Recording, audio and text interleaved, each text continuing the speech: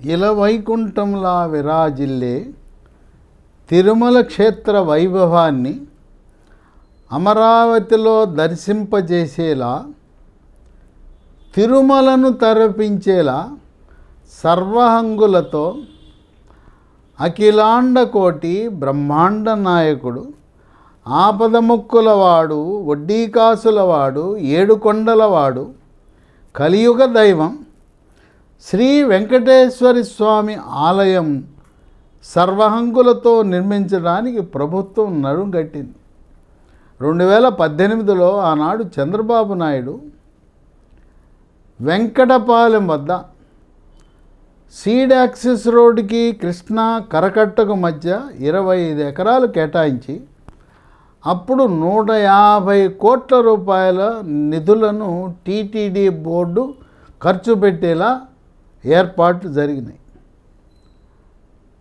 అలాంటిది జగన్మోహన్ రెడ్డి అధికారంలోకి వచ్చిన తర్వాత 150 కోట్లను 36 కోట్లకు తగ్గించి దీంట్లో ఇవన్నీ అవసరం లేదని చెప్పి ఏదో మామూలు సీదాసాదా వెంకటేశ్వర స్వామి బాలాజీ ఆలయాన్ని నిర్మాణం చేయించాడు.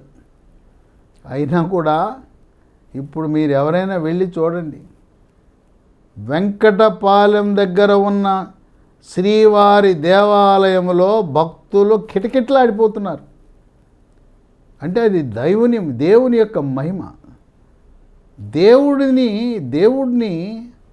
ఆయన తక్కువ అంచనా వేశాడు జగన్మోహన్ రెడ్డి ముఖ్యమంత్రి. మళ్ళీ చంద్రబాబు నాయుడు అధికారంలోకి రాగానే ఆనాడు 150 కోట్లు అన్నాడు. ఇప్పుడు 36 కోట్లతో నిర్మించిన దేవాలయానికి అదనంగా మరొక 185 కోట్లు వెచ్చించి తిరుమలని మైమరిపించేలా, ఇది మనం ఎక్కడున్నా వెంకటపాలెంలో ఉన్నామా తిరుమలలో ఉన్నామనే విధంగా సర్వహంగులు అక్కడ ఏమున్నాయో అన్నీ కూడా ఇక్కడ ఏర్పాటు చేసి ఆ దేవదేవుని శ్రీవారి ఆలయం నిర్మాణం చేయబోతూ ఉన్నారు. అక్కడుండే సదుపాయాలు పూర్తిగా అన్నీ కూడా ఇక్కడ అమరావతిలో వెంకటపాలెంలో కూడా ఏర్పాటు చేస్తున్నారు. ఇప్పుడు కట్టిన దేవాలయానికి అదనంగా హంగులు సమకూరుస్తున్నారు. టీటీడీ బోర్డుకి ఆదేశాలు ఇచ్చారు. పనులు ప్రారంభమైనవి, శరవేగంతో జరుగుతాయి. 1 సంవత్సర కాలంలో వెంకటపాలెంలోని శ్రీవారి ఆలయం యొక్క రూపురేఖలు మారిపోయి మనము తిరుమలలో ఉన్నామా వెంకటపాలెంలో ఉన్నామని అనుమానం వచ్చేలా భక్తులు వాళ్ళు అటువంటి ఆ ప్రాప్తి మన ఆంధ్రప్రదేశ్ రాష్ట్రానికి కలగబోతూ ఉంది. ఏమేమి జరగబోతున్నాయి అభివృద్ధి కార్యక్రమాలు శ్రీవారి ఆలయానికంటే, మొట్టమొదటిది భారీ ప్రాకారం నిర్మాణం చేయబోతున్నారు. 2 ప్రధాన ద్వారం వద్ద 7 అంతస్తులతో మహారాజ గోపురాన్ని నిర్మాణం చేస్తున్నారు. 3 దిక్కుల్లో 5 అంతస్తులతో గోపురాలు, 4 మాడవీధులు, 5 పుష్కరిణి, 6 స్వామివారికి నిత్య కైంకర్యాలు, 7 లోపల ప్రాకారానికి వెలుపల ప్రాకారం కూడా నిర్మాణం జరగబోతూ ఉంది. ఇక 8 వెలుపలి ప్రాకారానికి తూర్పున మహారాజ గోపురం, పశ్చిమ, ఉత్తర, దక్షిణ దిశల్లో రాజగోపురం అక్కడ తీర్చిదిద్దబడుతూ ఉంది. 9 కళ్యాణోత్సవ ఉత్సవ మండపాలను 84 కోట్లతో నిర్మాణం చేస్తున్నారు. 10 అర్జిత సేవల మండపం, అద్దాల మండపం, వాహన మండపం, రాధా మండపం, ఆంజనేయ స్వామి ఆలయం, పుష్కరిణి నిర్మాణం ఇవన్నీ జరగబోతూ ఉన్నాయి. 11 అన్నదానం కాంప్లెక్స్, అర్చకులకు సిబ్బందికి క్వార్టర్సు, రెస్ట్ హౌసు, భక్తులు వేచి ఉండటానికి వేచి ఉండే హాలు, 12 ధ్యాన మందిరం, 13 విద్యుత్ substation, solar power plant, solar lighting.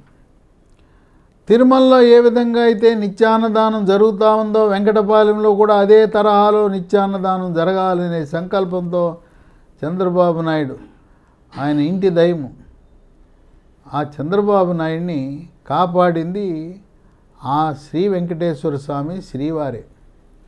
ఆ రోజుల్లో 2003లో అలిపిరి దగ్గర జరిగిన సంఘటన చూస్తే, ఆ ఫోటోలు చూపిస్తే, ఆ బాంబు దాడి చూస్తే ఎవరైనా ఈయన బతికి ఉండటం అసంభవం అంటారు. ఆయన్ని కాపాడింది శ్రీవారే. అప్పటికే అక్కడ స్విమ్స్ అనే ఒక సూపర్ స్పెషాలిటీ హాస్పిటల్ని చక్కగా రూపుదిద్ది అన్ని హంగులతో ఏర్పాటు చేయించారు చంద్రబాబు నాయుడు. ఆ హాస్పిటల్ అక్కడ అభివృద్ధి చేసి ఉండబట్టే ఆ దేవుని యొక్క సంకల్పంతో ఆ రోజు జరిగిన సంఘటన, ఆయనకు తగిన గాయాలు చూస్తే ఎవరు కూడా మళ్ళీ చంద్రబాబు నాయుడు సజీవంగా ఉంటారని ఎవరు ఊహించరు. అందువల్ల ఆనాటి నుంచి అపారమైన నమ్మకంతో, విశ్వాసంతో నన్ను కాపాడి మళ్ళీ తిరిగి ప్రజలకు సేవ చేయడానికి అవకాశం ఇచ్చిన ఆ దేవదేవుడు, భగవంతుడు, శ్రీవారు శ్రీ వెంకటేశ్వర స్వామి అంటే అపారమైన భక్తితో ప్రతి సంవత్సరం కూడా పుట్టినరోజు, మనవడి పుట్టినరోజు సందర్భంగా నిత్యాన్నదానానికి ఇతోధికంగా విరాళం ఇవ్వటం, ఆలయ అభివృద్ధికి ఒక రకంగా చెప్పాలంటే రాజకీయాలకు అతీతంగా అక్కడ దైవ సంకీర్తనతో నిబద్ధత కలిగిన అధికారులను నియమిస్తూ పూర్తి విశ్వాసము కలిగిన వ్యక్తులను బోర్డు మెంబర్లుగా పెడుతూ ఆలయానికి జాతీయ స్థాయిలోనే కాదు అంతర్జాతీయ స్థాయిలో ఒక పేరు ప్రతిష్టలు వచ్చేలా ఆయన చర్యలు తీసుకోవటం అనేది విశేషం. ఇంకొక చెప్పుకోదగ్గ విషయం ఏంటంటే, భారతదేశంలో ప్రతి రాష్ట్ర రాజధానిలో మన శ్రీవారి దేవాలయం నిర్మాణం చేయాలని టీటీడీ బోర్డుకు ఆదేశాలు ఇచ్చారు. స్థలం ఆ ప్రభుత్వాలు ఉచితంగా ఇస్తాయి. ప్రతి రాష్ట్ర రాజధానిలో, రాజధానే కాదు ఇంకేదైనా నగరాల్లో ఎవరైనా అక్కడ పిలిచి అక్కడ స్థలం ఇచ్చి దేవాలయం కట్టమంటే కట్టడానికి సిద్ధంగా ఉన్నారు. అంతేకాదు ఇతర దేశాలలో కూడా, అక్కడ కూడా ప్రపంచ దేశాలన్నిట్లలో కూడా శ్రీవారి దేవాలయాలు నిర్మాణం చేయమని తిరుమల తిరుపతి దేవస్థానం బోర్డుకు ఆదేశాలు ఇవ్వటం కూడా విశేషం. ఆ విధంగా శ్రీవారు ఇవన్నీ కూడా శ్రీవారి సంకల్పంతోనే ఆయనకి చంద్రబాబు నాయుడికి ప్రేరణ కల్పించి ఆయనే ఆ భగవంతుడే ఆయనకి కావలసిన సకల భోగాలను, సకల సౌకర్యాలను ఆయనే ఏర్పాటు చేసుకుంటున్నాడు. మనుషులు మనమంతా నిమిత్త మాత్రం. చంద్రబాబు ద్వారా, ఆంధ్రప్రదేశ్ ప్రభుత్వం ద్వారా ఆయన దేవాలయాన్ని మళ్ళీ నేను వెంకటపాలెంలో తిరుమలలో ఏ విధంగా వైభవంగా నేనున్నానో అదే వైభవాన్ని వెంకటపాలెంలో కూడా కొనసాగాలని ఆ దైవ సంకల్పంతో ఈ దేవాలయము నభూతో నభవిష్యత్ అనే విధంగా రూపురేఖలే మారిపోతున్నాయి. ఎవరైనా కూడా విజయవాడ, గుంటూరు చుట్టుపక్కల ఉన్నవాళ్ళు, లేదు తెలంగాణ నుంచి వచ్చిన వారు, ఆంధ్రప్రదేశ్ రాష్ట్రంలో ఎక్కడి నుంచి వచ్చినా వెంకటపాలెం దగ్గర ఉన్న శ్రీవారి దేవాలయంకి వెళ్ళండి, వారి ఆశీస్సులు తీసుకోండి. మీ కోరికలన్నీ కూడా తప్పకుండా నెరవేరుతాయి. శ్రీవారి యొక్క దీవెనలు, పెళ్లి కాని వారికి పెళ్ళి అవుతుంది, సీట్ రాని వాళ్ళకి ఏది విద్యాసంస్థలో సీట్ రాని వారికి సీట్ వస్తుంది, అమెరికా వెళ్ళాలని ఆహర్నిశలు కలలు కంటున్న వారికి అమెరికా వెళ్తారు, పిల్లలు పుట్టిన వారికి పిల్లలు పుడతారు. ఒకటేంటి, మీరు స్వామివారిని పూజించి మీ కోరికలు వారికి విన్నవించుకుంటే మీ సంకల్పం అన్నీ కూడా వాస్తవం అవుతుంది, నిజమవుతుంది, మీ కోరికలు ఫలిస్తాయి.